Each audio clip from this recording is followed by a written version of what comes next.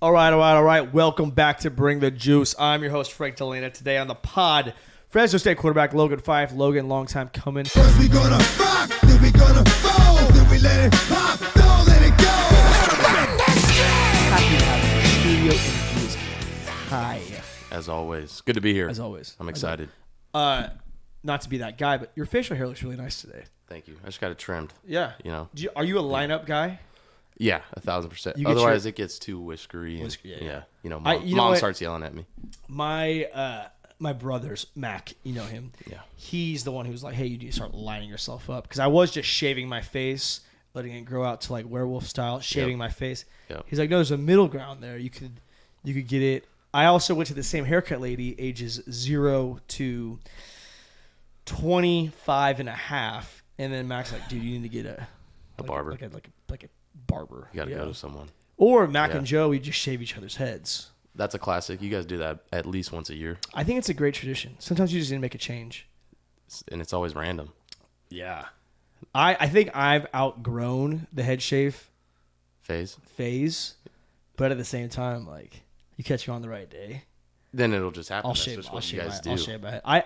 If you shaved your head right now, I would shave my head right now. That's kind of where I'm at. Yeah, I remember. That's what I think Stephen Comstock was in that predicament. Stephen Comstock's been in that predicament. Kyle Rittering's been in that predicament. Yep. There's been a few predicaments like that. Yeah.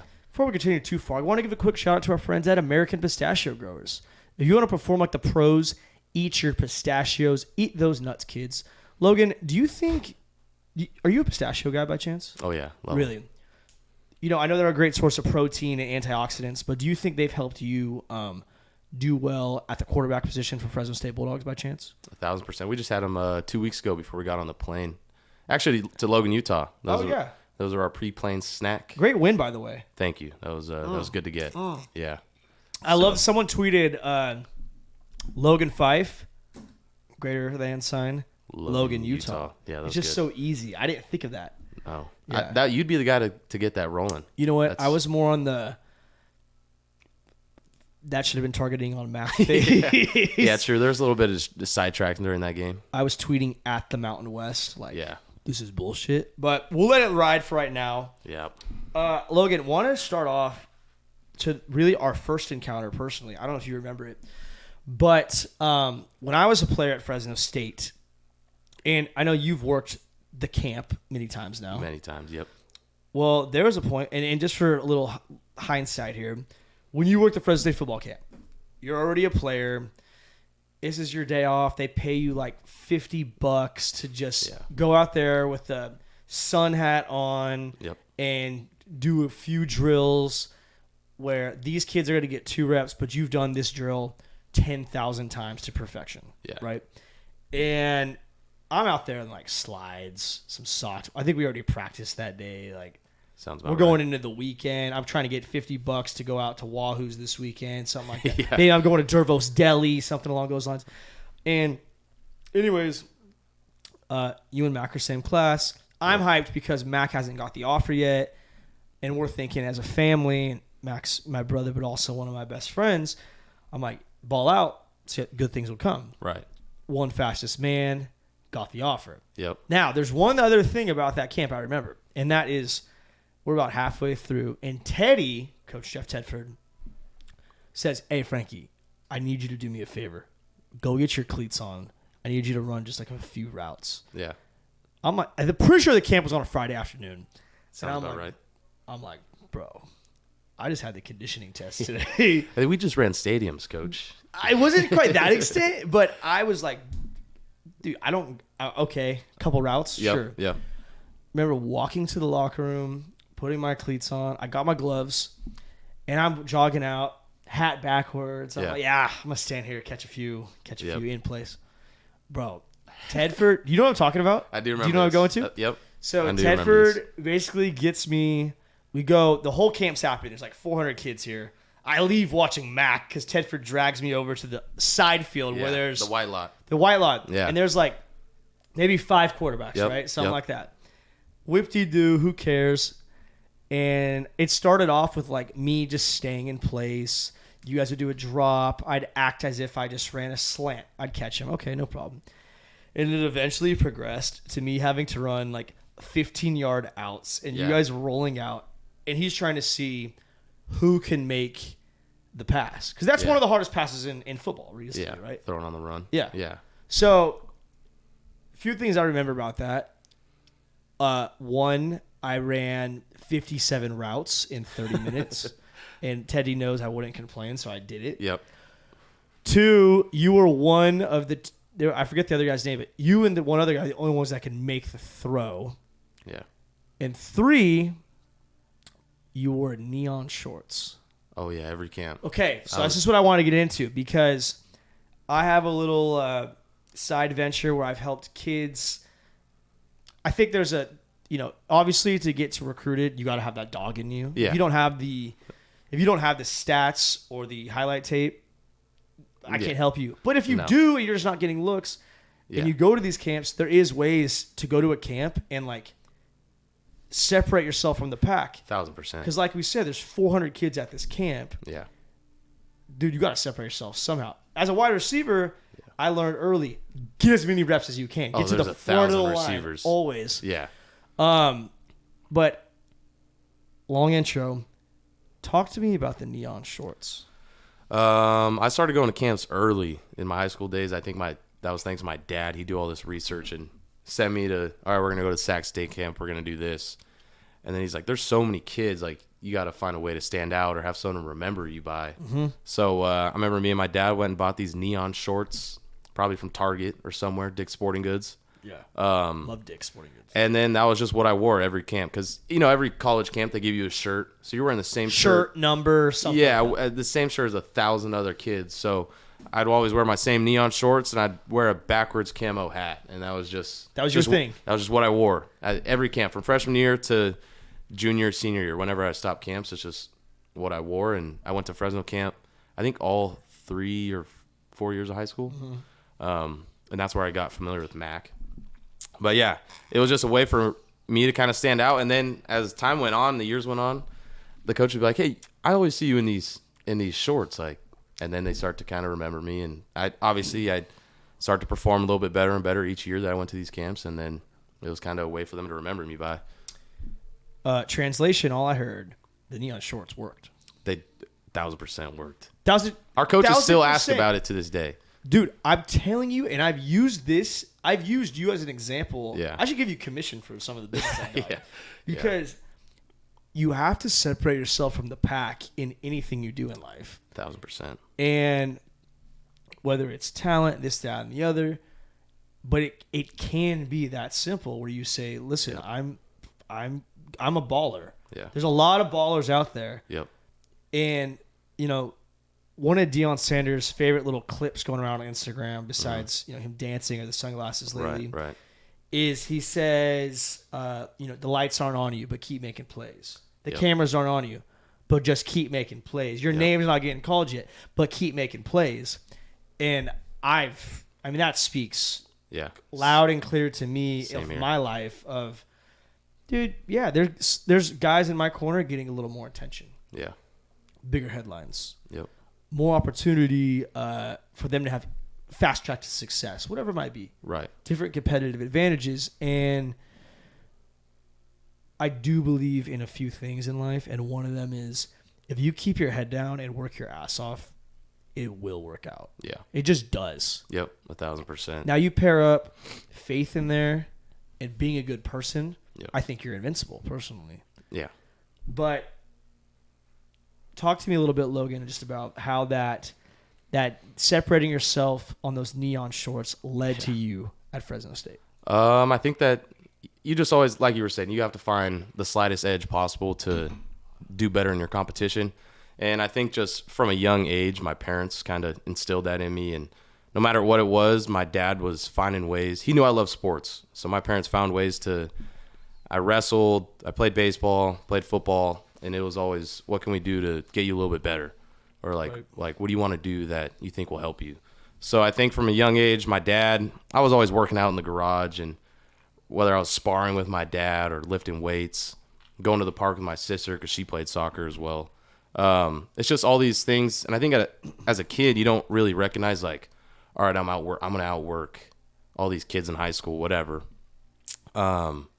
But it's just always doing something. And then as I started to get into high school, it was the same thing. I was starting to go to a strength and conditioning coach. I think I started going to my first quarterback trainer in the 8th grade. So it was all these things to kind of get a competitive advantage and be better than my competition. And so I think everybody's good in youth sports, but it's about, can you do good on Friday nights? And those were the things that I knew I was training to be a really good quarterback, but I was doing things that even guys on my high school team weren't doing. So I carried myself with that confidence on Friday nights, and I think those things did give me an edge. And then in the off season, I wasn't highly recruited. I'd go to camps. I'd see all these guys that had 4 and 5 stars. I'd play 7-on-7 when it was starting to get hot. Yeah. Same thing, bunch of guys with all these stars and big offers. And but you can't worry about those things. No. You just got to go out there, perform, do your best, and keep working. And at the end of the day, you got to let the rest take care of itself. But when I go to the camps, whether it, like we were saying, the slight edge is what you got to find. So whether that's a quarterback trainer, a speed coach. I know Mac went to a speed coach when he was younger or whatever he was telling me. Strength and conditioning, or even wearing neon shorts to make sure coaches remember you by something. Right. You got to find those small ways to get an edge. And I want to dive deeper into it later in the episode, but that competitive edge we're discussing, it's razor thin because everyone and their mom wants to be D1. Yeah. And when you choose the quarterback position, you have to know going into it, there's only one guy that could be on the field at once as a quarterback. Yeah. Take some hill type situations. Right. But pretty much. Exactly. And with that comes a lot of opportunity, but also a lot of uphill battles. Yeah. So it's not so simple. It's not so black and white. Everyone has their journey. Yeah. But before we get into your journey at the college level, 7-on-7, you kind of mentioned it. In my experience, both as a player, as a guy who ran some camps, and as a guy who has little brothers that went through that kind of system where 7-on-7 became really big, really fast. Oh, yeah. Camps got really big, really fast. Do you think 7-on-7 and normal football are even close to the same sport? No, I don't think they correlate at all. And I really think for my position, I think it's only beneficial to quarterbacks because you kind of get used to it. Really, you can help just focus in on the secondary and like your reads and your progressions and getting better at seeing those things. But a lot of the stuff's just it doesn't correlate to real football whatsoever. So you're not getting hit. You're catching something over the middle. You're not worried about someone knocking you out. Blasting you. Yeah. So as far as like, there's no physical aspect in 7-on-7 from that. And then nowadays, it's just, obviously, we've seen how flashy it's gotten, and it's almost about more than everything but actually just playing football. Yeah. No, I see all kinds of shit. I see pit vipers and pajamas. And pajamas. Who knows what else they're doing? I don't. Kids these days, man. That's weird to say. I'm 21 years old, but that's what I want to say too. I don't quite get it.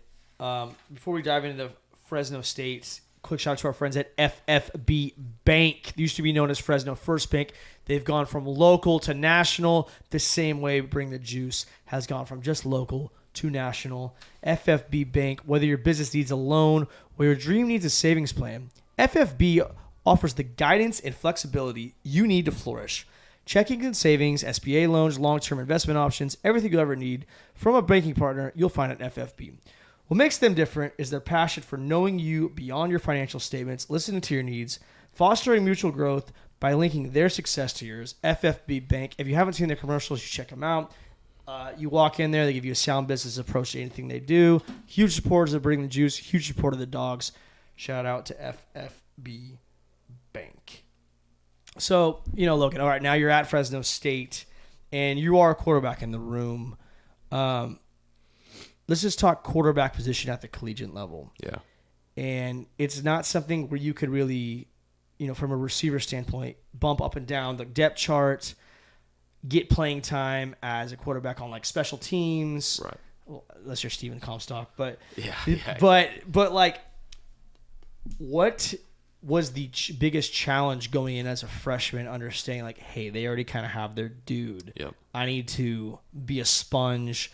learn the system, learn how to be a pro? Because Jake Hainer was the dude when you came in. Yep. Yeah. Yeah. So what was the mindset and approach, and how have you grown since that? I mean, you kind of said it, you have to be a sponge and learn. And I was a deer in headlights when I first got here. My high school, not a very complicated offense, kept it simple. We ran a triple option. I think most of what I learned was through 7-on-7 and kind of learning simple things like what a smash concept was. Sure. And going through your progressions. But at my high school, we didn't really do much of that. So when I got to Fresno, and Ryan Grubb was our offensive coordinator, Kalen DeBoer just came back and took the head coach job at the time. So it was during COVID.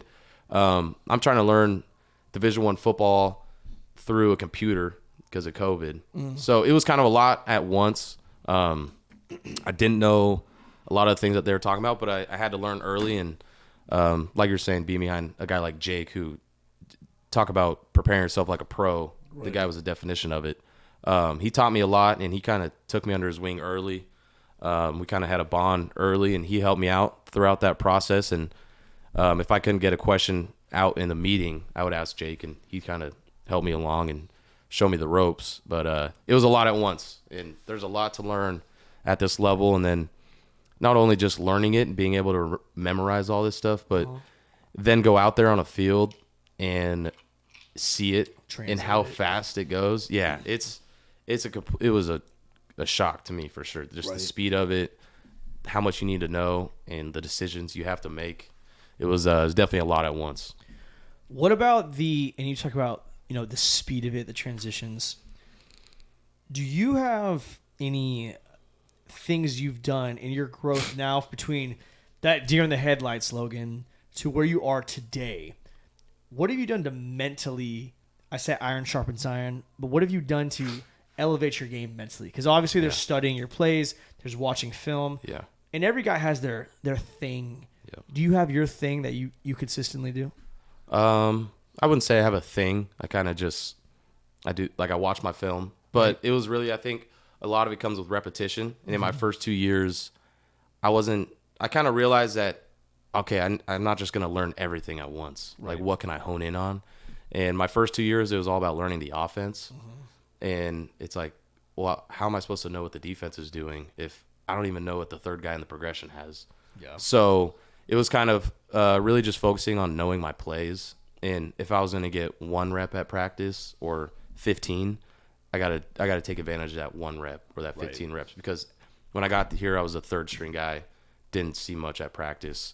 So I really just had to learn the offense. But since then, I think in the last 2 years, I've been able to kind of watch film from different points of view as far as seeing what the defense is doing and knowing where to go with the ball in certain coverages. So I wouldn't say there was some special technique I had, but over the years, just endless amounts of film watching and knowing how to watch film a certain way is just kind of what I focused on. And then, like I said, in the last 2 years, I was able to kind of change my mindset from, I already know what my guys are doing, but what is the other team doing? How can I get a step on them? Where can we beat them? Certain things like that. That growth, it's not necessarily, I'm making leaps and bounds of this crazy growth overnight. I went from 18-year-old Logan to 19-year-old Logan, and I'm so mature all of a sudden. Right. These little steps of growth, they're razor thin, but at the same time, it's that razor thin step is the difference between being, good and great, elite and not, being the guy who gets put on scholarship at Fresno State versus the guy who goes and plays at, Eastern ITT Tech or something like that, right? Right. So you got it. There's these margins, and you look at the NFL. I mean, you think everyone for the NFL went to either, Bama Alabama or Georgia, right? Right. There's a lot of dudes in the league from these random ass colleges. Yeah. People think, Fresno State's on the map. Don't get us wrong. Don't fuck with us, man. Right. But there's dudes on the college from everywhere. I mean, what are you doing here? Yeah, 1,000%. So I guess what I should say is those margins of growth are so razor thin, and the higher you climb the mountain, I preach this on Bring the Juice. We need a shirt with this. The higher you climb the mountain, the steeper it gets. Yeah. Also, asterisk on the shirt, the more people with bow and arrows behind you trying to knock you off this mountain of greatness. Right. And it's difficult to, and this is from any standpoint where it's like, if you were a 5-star recruit last year at Alabama as a running back, right, and they told you you're going to be the dude, we want you, blah, blah, blah, blah, blah. Yeah. What's happening the next year when you're a freshman? There's another 5-star running back that's coming for your head. And they told him the same thing. That's coming for your head. Yeah. And ultimately, iron sharpens iron. Don't get me wrong. Yep. But you have to mentally stay locked in and keep saying, I know people are breathing down my back, but I got my target set on a mountain ahead of me. Right. Fuck the bullshit. Yeah. I need to go. Those razor thin steps of growth. You're not a freshman anymore learning the offense. No. How do you grow now? How do you grow today to tomorrow? What do you do? How locked in are you in the present right now? Yep. Well, I mean, you have to put in the work every single day. And like I said, being young, I kind of a little bit of a culture shock when I got to Fresno State. Sure. You don't really know how to handle all this information thrown at you at once. But now I've been here. I've had my time. I think I've been through a lot of different situations. I've had a lot of things thrown at me, whether good or bad. And I've had the moments where I feel like I'm on cloud 9, and then the moments where I feel like there's nothing to help me. Mm-hmm. So it's literally putting in the work every single day. How can I be better than yesterday? And what can I do to help my team be better? What can I do to help my team win? And I think that was a big kind of lesson for me to learn, as far as I've been a backup since I've been here. Obviously, I got to take the reins for a couple of games last year. Didn't have quite the start I wanted. Help win a championship, though. Yeah. But that's what I mean, is just knowing that it's not always just about myself. Mm-hmm. And especially being a backup quarterback, it's like I'm going to prepare myself like I'm the starter week in and week out, and I might not see the field. Sure. Or you might be at USC in front of 60,000 and Jake Haener gets hurt, and it's time, baby. Are you ready or are you not? Because if you're not ready, no one cares about your excuse. So, but if you are, then you did your job.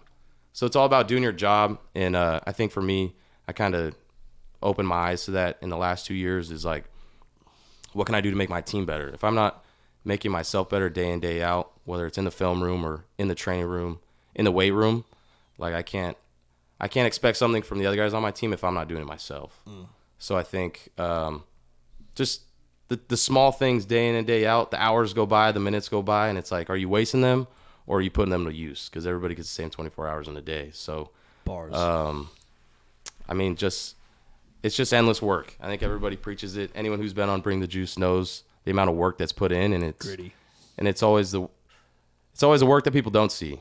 And it's always the work people don't see. It's always the work people don't see. You know, everyone just sees the moments on TV when you lose to UConn or when you do good versus USC. So it's just always finding ways to help yourself become better, because there's a bigger picture. And if that's in a workspace or being a backup quarterback on a Division I football team, you have to know your role and you got to do your job and you got to own it. You got to own your role. Anything in life. Anything in life. Yeah. Logan, like, I think that you're an insanely great example to all young athletes. And, you know, one thing I'll bring the juice is we don't ask you, hey, what does it feel like to score a touchdown? It feels great to score a touchdown. Yeah. How did it feel to throw an interception? It feels like shit to throw an interception. Yeah. I don't ask stupid shit here. But one thing that I've found value in that people can relate to, and this is whether you're quarterback at a Division I football team, or the left tackle on a freshman football team, or a sixth grade girl goalie who just lost in PKs. Yeah. Like, when you feel like you're rock bottom, you're low, we're taught to block out the outside noise of the bullshit. Yeah. Social media is so big in our era now to where it's like, all right, man, like people could DM you, they could tweet at you, they could do this, they can mail shit to your house. Oh, yeah. Everything can happen. Yep. At the end of the day, and I know Coach Tedford preaches it, the only thing that matters is the people in this room, Yep. quote unquote room, the locker room, the Yep. people in the building. Exactly. Well, there's a lot of outside noise, and whether you block it out or not, you know where you're at internally. Yeah. And when you're on those points where you feel low, Mm-hmm. what do you do to remind yourself, I need to keep going and chase greatness? Yeah, I'm feeling emotion. I'm feeling all different types of way right now. Yeah. What is the reason that you keep going? I think even Coach Tedford talks about you got to flip forward and flip back. Like when you put your head on a pillow the night before a game, like flip forward to those moments you've had your whole life of scoring touchdowns, doing all the great things you have. But I think like the short term of that is just going back to the confidence that you carry yourself with. I think that a lot of people lose their confidence when things don't go well. And I've definitely been there, and I've been through not even just games here, whether good or bad, or moments that you've had, but even practices. You're in the middle of fall camp and you just had a horrible practice. Like you can't let that practice or that one play or an interception affect you for the next play or the next practice or the next game. So, I mean, Easier said than done. Easier said than done, for sure. I think just as athletes in general, you're going to have your high moments, you're going to have your low moments, but you have to resort back to the confidence that you've carried yourself with when you are making those plays, right? When you are killing it, when you're doing good. So I mean, it's just you got to have the confidence that I'm going to bounce back from this, and tomorrow's going to be a better day. And if the moment's not right now, it's down the road. Like bad times don't last, tough people do. So like you just got to keep working. I think again, this is all. I should have a disclaimer. Much easier said than done. Yeah, 1,000%. Because in those situations, you're not just, all right, I'm gonna get through this. Well, not the always. thing is too, when you become older, like when you're a freshman and you have a bad day at fall camp, Yeah. you're like, damn, I had 2 drops today. Shit, that's not good. No. When you're a junior and you have 2 drops, you're like, fuck, I'm gonna get judged really hard for this. Yeah. The depth chart might change. I Right. might get less reps tomorrow now. Like, Right. every day does matter. And everyone has their own situations, their Yeah. own, approaches. I guess what I should say is you're never really safe. No. And you understand, like, there's repercussions coming. Like, even if at this point you can understand block out the outside noise. Yeah. You're like, all right, outside noise is coming at my car. I'm about to get hit with a tornado of shit. Yeah. And it's just unideal, but much easier said than done, but well said, Logan. I mean, I don't know how else to put this to the young folks out there besides, I think of baseball as the cleanest example. At-bats, right? Oh, yeah. It's tough. You strike out first at-bat, right? Mm-hmm. Where's your head at? Got to get it back. Yep. Now you strike out that second at-bat. What are you thinking? I'm shitty. Yeah. It's not my day. Now, let's say you do it back-to-back games. And am I good at baseball? Right. Now, let's say you do 3 games in a row and your batting average is 220. Yeah. And you go from hitting 3 in the lineup to 8. 8. Yeah. Not good. Then Not what? Feeling. Should I even be allowed to play baseball? Yeah. And then you go from hitting, you hit 4 times a game to, hey, We're going to let Jimmy start. Jimmy's going to start today. Yeah. You'll get your at-bat in the 7th, though. Right. Not It's a good over. feeling. Yeah. It's over. It's really hard to come back from that. Yep. And, you could fall a mile, but you got to army crawl inch by inch to get back to it. It's just part of it. It's a bitch. But I want to point this out. That is in football. That is in baseball. That is in everything. It's also in life. Life. Yeah. It's in life. You get knocked on your ass every once in a while. You get kicked in the teeth. And it's like, how am I going to find a way to get back to where I should be, let alone where I should be, and go to my goals, get to those goals, and realize I didn't aim high enough. I got bigger fucking goals I need to get after. Right. And that's that internal fire, that internal. It is consistently bringing the juice every day. Yeah. because you can't just do it some days. No. You're not going to get anywhere. No. You got to do it every day. Yeah. Brick by brick. Every day. Day after day. Day after day. Day after day. Logan, before we continue, quick shout out to our friends at Prize Picks. With Prize Picks reboot policy, your entries stay in play even if one of your players gets injured. For NFL games and college football playoffs, top 25 playoffs, excuse me, you have a player who exits the game in the first half and is not returned in the second. The player is rebooted. Prize Picks is the only daily fantasy sports platform with injury insurance. Go to prizepicks.com/juice and use code JUICE for a first deposit match up to $100. Guys, I don't know about you, but I've been on an absolute heater lately. I gotta get a nickname for Frankie Warbucks. I don't know what it is. But I'm hitting right now, currently as we're recording, Monday Night Football's odds go down, and there's a few things that I love. Kirk Cousins, more or less, 2.5 rushing yards. I think Kirk breaks one for like 17 tonight. Good. I just do. Additionally, pass touchdowns by Brock Purdy. He needs 2 tonight. I think that's going to also hit. He's going to get a bounce back game. I think it's a bounce back game. Niners he's never lost a regular in-season game. He's pissed off. Yeah. It's in the dome. It's not like weather's going to be a condition. I think Brock Purdy gets it done. And then, guys, a little sneak peek, little sneaky peeky here. I want everyone to know a few things. Okay, so listen. Receiving targets, not catches. Targets. You know why? Catches, they could be reviewed. He might have got 1 foot in, blah, blah, blah, blah, all this bullshit, right? I don't know if I could cuss in these ads. But understand, targets is a huge thing. And I think tonight, Brandon Ayuk is going to have a game. He's going to get 8 targets. Guess what? Christian McCaffrey, whether he plays or not tonight, he's ginger. Yep. And Deebo Samuel's out. Kittle, I love Kittle to the death of me. I love George Kittle. Love that guy. But guess what? He's not Travis Kelce getting 10 catches a game. No. Therefore, Brandon Ayuk, 8 receiving targets, guys. He could have 0 catches as long as there's 8 targets. Who cares? That's all that matters. I think it hits. And you know what? Lately, my secret formula has been my unit has stayed at 20 consistently. And I upped it to 40. But I make it to where 2 out of 3 have to win. And my odds are phenomenal. I'm chipping away. Chipping. I'm trying to buy a new hot tub. So There we go. yeah, I gotta figure out. Again, that's prizepicks.com/juice. Use code JUICE for a first deposit match up to $100. We like things juicy. All right, Logan. So you're here, and Jeff Tedford is the coach. All Yep. right. How is Jeff Tedford? I know how he is as a head coach and all that, but as a quarterback mentor, obviously he's one of the most elite. Correct me if I'm wrong, he holds the record for the most first-round draft picks of quarterbacks out of every coach ever.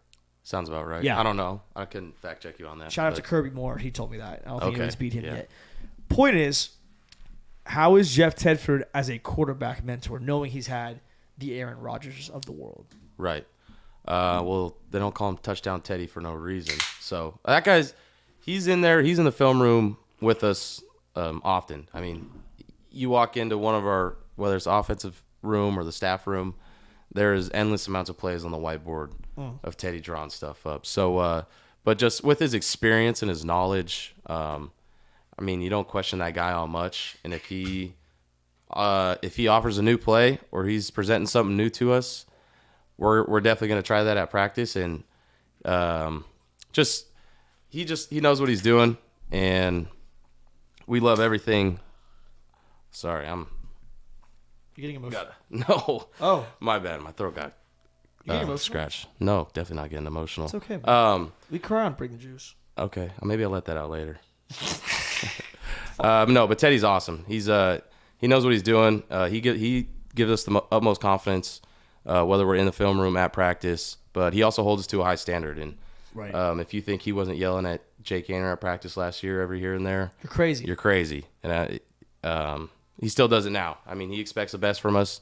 He knows what everybody on the team's capable of. The standard is the standard. Standard's the standard. And whether that's quarterback, running back, receiver, Doesn't matter. he's going to hold you to it. Punter. Yeah. snapper. Oh, yeah. No. Holder. We've had it.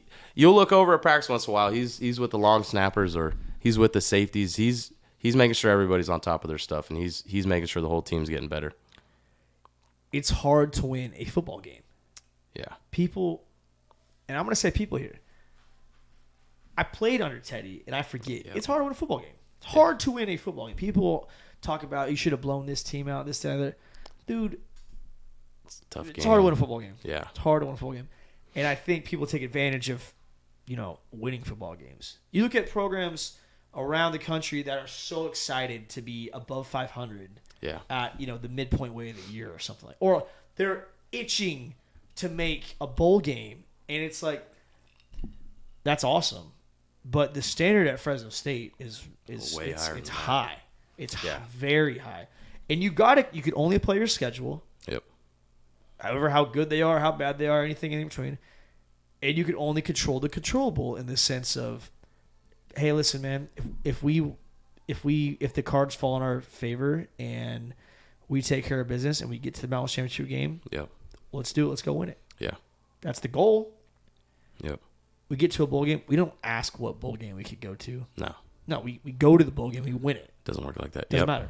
Doesn't matter. It could be I'm trying to have the Bring the Juice Bowl coming soon. I think by 2030 I'll have the Bring the Juice Bowl game. I wouldn't doubt it. What's this year? 2020. 7 years. It'll happen. I think in it'll Fresno. happen. In Fresno. That'd be sweet. We've got the stadium to do it. It'd be like the Hawaii Bowl, like the Dogs play there. Unless it's in. It'd be like the second tier probably. But our stadium's sick. Our stadium's It's in sick. California. I love our stadium. Fresno would show up to no matter who's playing there. Yeah, but if the Dogs are playing. Oh yeah. If the Dogs are playing, it's selling out. Oh yeah. It doesn't matter the day. No. What about? Let's talk Red Wave real quick. How is the Red Wave? Being a guy who's gone to a lot of different college atmospheres now. Yeah. And I like to bring this up.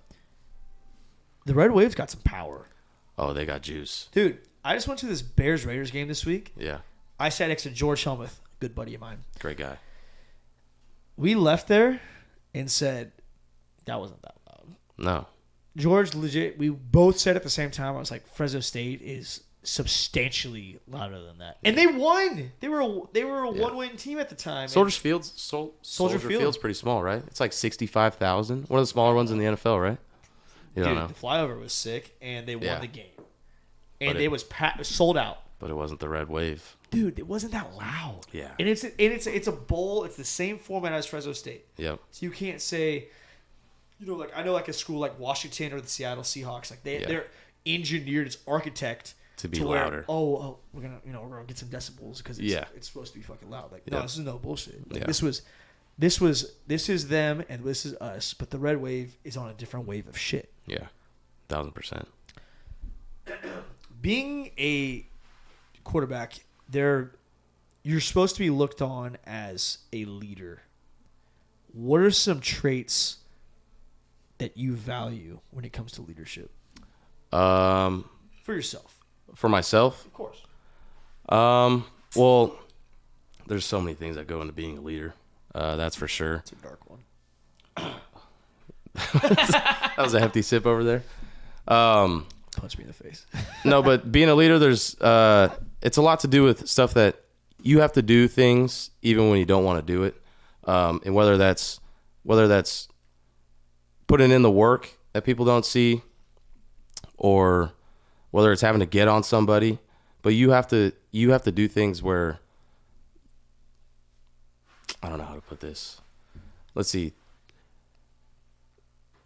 I wouldn't say that have always been in a leadership position at Fresno State. I think I've newly stepped into that. But I'd still say that even as a backup behind Jake the last 2 years, I could take a leadership role by leading by example and doing things the right way. Right. I wasn't. Respect. Yeah, I think especially as of recently, like right now, I'm trying to think about positions where I have to step up and do something in front of the team. Sure. I was kind of a behind the scenes guy. I wasn't going to get in front of the whole team in front of the huddle on game day because that was a Jake or a Evan Williams type of thing. But it's holding people accountable, and if someone's having a good day or a bad day, and the main guys don't have time to go lead these individuals, like I took the time out of my day to help a receiver or a guy on the scout team, like I think my job was how can I make the team better by uplifting other guys around me, Right. making whether it's one guy a day or a scout team group, how could I help them make our team better? Right. Strong as your weakest link. Yeah. In a lot of that, as far as traits, like you have to be responsible. You have to have grit. You got to show people that you're not going to ask them to do anything you won't do. So, I mean, when I go in the weight room, like a lot of people value the weight room as like you could learn a lot about someone's character in the weight room. Absolutely. And if you see guys slacking off or cutting reps or he doesn't want to push as much weight today, like, are you going to be the guy that just sees it and lets it slide by? Or like, I'm going to hold this guy accountable because he can make our team better. So like certain things like that, I just feel like, you know, maybe I'm not in front of the cameras or I'm not in front of, you know, the staff doing certain things and yelling at the team or motivating people to be better. But I found ways to make guys around me better in whether that's behind the scenes or not. In doing that, I think it's made myself better. I've learned a lot from it. And I'm able to take a lot of things away from kind of being the guy in the back. Not the guy in the back. That sounds bad. No, you're not But the you know guy what in the I mean? back. But you said it earlier of owning your role, and it's Yeah. it's a unique position. Quarterback's a unique position, Yeah. and you don't want to come off the wrong way, No. but also you don't want to let shit slide because like we just talked about, the standard is the standard, Yep. and whether these guys know it or not, I've never been a rep cutter necessarily. Yeah. But I know dudes who came in as freshmen that were bullshitting. They came in a fifth year or a fourth year or a third year or a respected dude got on their ass. They picked it up. Yeah. And they appreciated it down the line. And they Right. reciprocated it down the line Right. when they were in that position. So it's not a matter of... I think one of the easiest way to put it is like, sometimes you got to be okay with, hey, I'm going to be an asshole right now and call you out on your shit. Yeah. And that's not even, and like you, how can I put it? That person at the time might think you're attacking them. Yeah. But you wouldn't do it unless you knew it was in the best interest for both them and the team. Yep. And good teams, championship level teams, they hold themselves to that standard and they hold their teammates to that standard. Teams that don't like to win games, they let shit slide. Yep. They say it's okay. They sweep it under the rug. Yeah. And that is, ladies and gentlemen, the difference maker in most professional sports and college football. Because I bring this up often. All right, I know as of recent, Georgia's had a great last couple of years, but I always bring up the Alabama dynasty. Okay. Yeah. You could even bring up Fresno State. Let's use Fresno State as an example. Yeah. We've killed it. I mean, Logan, it's the same level of talent at every school in the Mountain West. Yeah. Their corners are just as fast as ours. Their receivers. Yep. This is generally speaking. I'm not doing a combine. No. They're on scholarship. Our dudes are on scholarship. Maybe they got walk-ons. We got walk-ons. Who gives a shit? Right. If you play Division I football, you're at a certain level of an athlete. Yeah. Okay. Yeah, you got your quarterbacks like a Josh Allen who will come out of nowhere and become this franchise quarterback and help Wyoming. But I mean, he didn't win a Mountain West championship in his time. But I will say, how do these teams stay so dominant as overall programs? Yeah. Why is Boise? I hate Boise openly. Yeah. But You got to respect them because they consistently have a program that upholds a standard. Yep. Now, use a school like I'm gonna throw New Mexico under the bus right now. Okay. Not really respected around the Mountain West for the most part. They're just not. No disrespect to them. They're just not. Yeah. And why? I mean, Brian Urlacher came out of New Mexico. That's One of the best ever at linebacker position. It's not a matter of here and there. It's a matter of consistency. Yeah. And consistency is generational. It's layers. It means when coaches come and coaches go, it doesn't matter. Obviously, it always matters. But there's that standard there that gets passed on from generation to generation to generation because of that standard. I had different coaching staffs. I had different coaches, quarterbacks, receiving coaches, offensive coordinators, strength coaches. Yep. Talk to Goots from 20 years ago. They don't know one person on the team now or coaching staff. They have literally no tie besides at one point they had a Fresno State Bulldog on their helmet. Yeah. But there's this level of like, there's the dudes ahead of me in my past that played and showed this level of commitment and upheld this standard. It's disrespectful to them if I don't do that. Right. Right. Exactly. So, I mean, that's just part of it. There's definitely a standard that's held at Fresno State, and we make it a point of emphasis every year in the off season. And it's not, you don't just go through these workouts just to get them done. You're not checking boxes. You're not checking boxes, especially at Fresno State. And even that's just at practice, like in a bye week. There's no time to slack off. We need to take advantage. We need to find a way to get an edge on our next opponent. Yeah. And like we were just talking about, it starts with the man upstairs with Tedford. Yeah. And he's the first one to hold anyone and everyone accountable. And that's just been the legacy at Fresno State. Pat Hill followed the legacy of Coach Sweeney. And it's just, we've had this, luckily we've had such a rare stretch of coaches. Rare stretch. That are just nails. Like these guys, they're not just, and they're also just not winning football games. They're making boys into men. Yep. They're teaching us life lessons, and they just show us what it takes to win in life, and the work you put in, day out, the standard you have to hold yourself and others around you to, and how just because it's a football game and we want to go 14-0 and do all these great things, it's the same when you go into life. You want to be successful in your business. You want to be able to take care of your family, all these things. So I think, and one thing I remember from, it was Coach DeBoer's staff. It was just, maybe it was something they stole or whatever, but they'd say, how you do anything is how you do everything. Yep. And I've always liked that quote because I think it's true. Like if you just, it's just a very true statement, and it's just how you carry yourself every day, the work you put in, like it should eat at you if you slack off all the time. So like, as far as using the word standard, like it might sound cliche, but it's true. What you do every day, there's a standard you have to hold yourself to, your company to, or your football team to. So it's a very true statement. Before we finish up here, a quick shout out to our friends at Coors Light. Guys, they have mountains on the cans. If they're blue, that means they're cold, refreshing. I'm going to go to these Dogs games this weekend to watch Logan hoop, and I'm going to be drinking Coors Lights because guess what? I like them. They're refreshing on game days. They're big partners that bring the juice. We love Coors Light. I like shotgunning Coors Lights. I like the tall boys. I like the twist-off caps. They're very convenient in certain like boating situations. Shout out to Coors Light. So, Logan, you mentioned one thing that I liked. You know, whether you get thrown into the fire, like you've had high highs, you've had low lows, everything in between. But when you get thrown into the fire, and let's just pinpoint like the USC game last year, okay? Right. Hyped up game. Yeah. Fuck USC. Yeah. Hayner is on this high. Boom. Two of our leaders go down, right? You get thrown in the fire. Yeah. And I want to give a quick shout out to my buddy Christian Holmes, a.k.a. Sip. He's a corner for the Washington Commanders. He's been a stud his whole career. Yeah.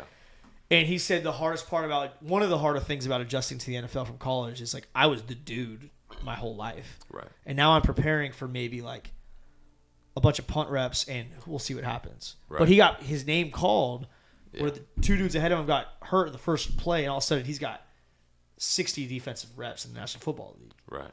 And he had a great story. Check out the SIP episode. But Logan, okay, you it's oh shit, it's time to go. Yeah. You can't think about, am I prepared? No, you got to prepare like the starter week in and week out. Yep. Talk to me about the mindset it takes to prepare week in and week out as a starter. Yeah. And then also build off that of, hey, it's time to go. Yeah. And you went. Yeah. No, I mean, it's definitely tough and it takes you by surprise, but it's something that you can't think about. I think, you just, like I said, you prepare, or at least for myself, prepare every week like the starter. Like I have to be ready to go no matter what. And like I said earlier, like no one cares about your excuse if you go in and play horrible because you weren't prepared. But once I was in that moment, it was really all about like, well, I'm here. You know, there's nothing. There's no one I could go to. There's no one I could look at to help me now. Like, all right, it's time to go. And I'll never forget. That was my first. We tried to get an easy completion first play. I dirted it. I screened to Mims. And I was like, well, at least I got that out of the way. You know, I was like, can't get much worse than that now. So after that, it was kind of like, well, just shake the dust off your shoulder and keep moving. And I knew there was more plays to be made, and trust the work that I put in my whole life. You, like we were talking about earlier, you have to think back to the confidence you've had your whole life of like, I've made plays my whole life. I've done this since I was a kid. You're not here on accident. Yeah. Like you're meant to be here. Own it and just let it loose. So it's kind of one of those things where it's like, all right, well, what now? Yeah. And so after that, I mean, we had a few plays, but obviously the game didn't go how we wanted. But it was something I kind of resort back to even now. I think right now, obviously, not in the position I thought I was going to be in the offseason going into where I'm at now. But it's the same thing. I prepare myself every week like I'm going to play all 80 so plays of a game. Sure. And whether I get no snaps or I have to step up and try and help a game-winning drive, then that's my job. That's my role, and I have to be ready to do it. So I hold myself to that standard. Goes back to what we were saying. You got to hold yourself to a standard, and it might not be easy through the week. You have long hours that, you know, it's like, I don't want to be in this film room right now. Like, right. For what? I want to go home. Let me take a nap. Like, sure. Those thoughts might go through your head, but you have to think of why you're doing it and why you're here, and you just got to keep putting in the work. And I've had some games and plays go my way, and I've had some games and moments that have not. But I'm grateful for all of them. I've learned through sports. Every single one of them. Yeah. Yeah. And I'm just gonna stay ready to go. How do you stay? And I'm thinking from a mental perspective now, like cool, calm, and collected. That's something that when your number's called, you have to be like. Yeah. Do you block? I know you block out the outside noise and you're laser focused, but how can you be that cool, calm, and collected of like, hey, you're playing in the Coliseum all of a sudden. Yeah. Go ahead, buddy. You know, I think that aspect of it, I think sometimes some people just have it and some people don't. Yeah. And I've really never been too big on, like, I don't know. I think some people are able to stay calm in certain situations and some people aren't, and you can improve those skills and improve that mindset. But I think maybe you do anything to improve that mindset? I wouldn't say so. I wouldn't say it's something I focus on, but I like to be loose. That's just who I am. I like to have a good time. Yeah. I don't overstress any situation. I think even growing up, my mom's like, well, you have to eat this before a game. You have to eat that, or like you have to do certain things. It's like, to me, I go, you know, it's another game. It's another Friday. It's another away game. It's another stadium. Like, I've never thought too much of where I'm at or who I'm meeting or who I'm playing. Like, there's no reason to go out there and think, oh, that guy's going to get drafted next year and be a first-round draft pick from USC. You don't think about those things. You don't make situations bigger than they are. Right. And I think maybe that's just who I am and who I've been my whole life. But in a huddle, I like to mess around and I kind of just play loose. I don't overthink. It's the best way to play situations. Yeah, I just, you know, I play loose. I don't think too much of like, we need to do this, we need to do that. Right. Because at the end of the day, you just got to trust your preparation, trust the work, and like I said, let it loose, have fun, and just know that you're supposed to be in that moment and that you're gonna kill it. Well, I think that's a great example of like, I'm not gonna rise to the occasion. I'm gonna fall back on my training. Yep, exactly. And if you in this whole pod so far, all you've talked about is you're preparing. Yeah. You are preparing. It's hard. It is hard when you're like, hey, I don't know what's gonna happen today. Yeah. I don't know what's gonna happen today. You know, full exposure. You could play 0 games of a football game. Yeah. And finish smelling like shit, sweating your ass off, stinky, mentally exhausted. because the whole game you're locked in. You prepare like the starter. Yep.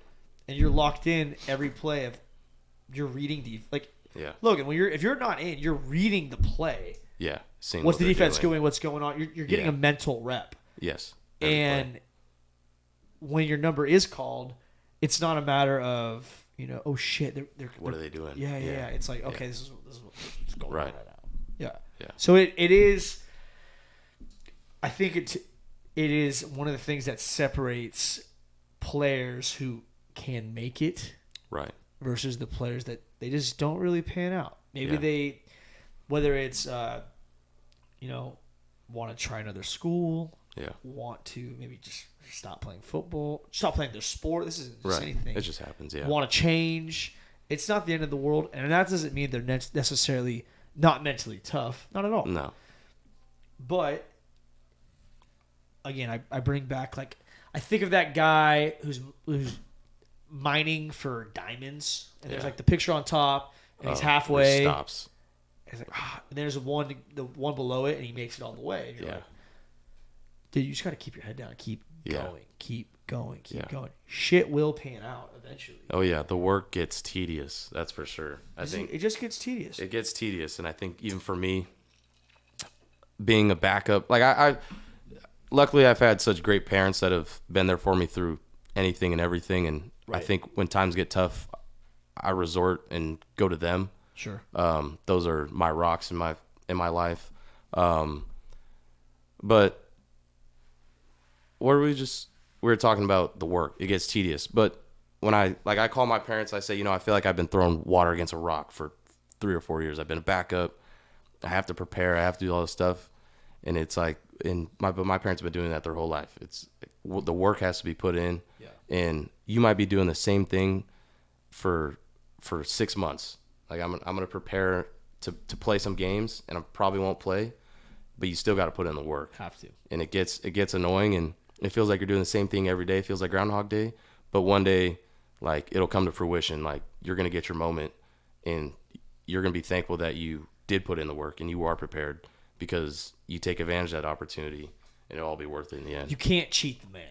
No. You can't cheat the man. Rent is due every day. Every day. And I do believe good things come to those who work their ass off. Yep.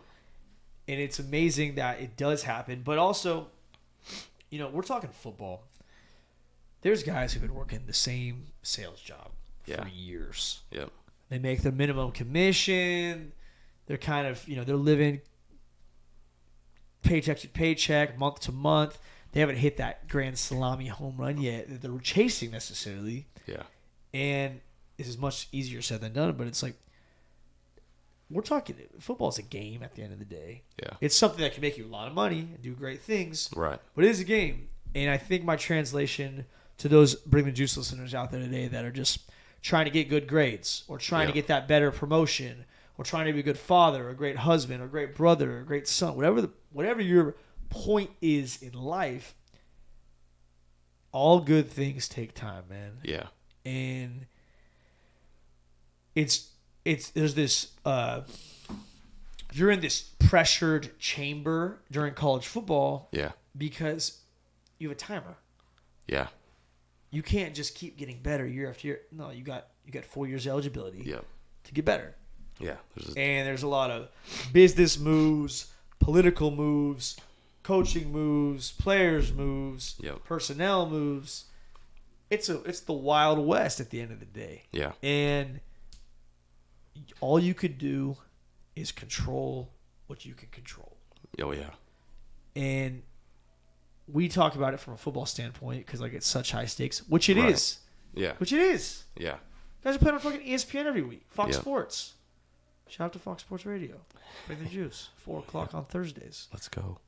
But I always think back to how intense it is to be in that locker room and in those practices.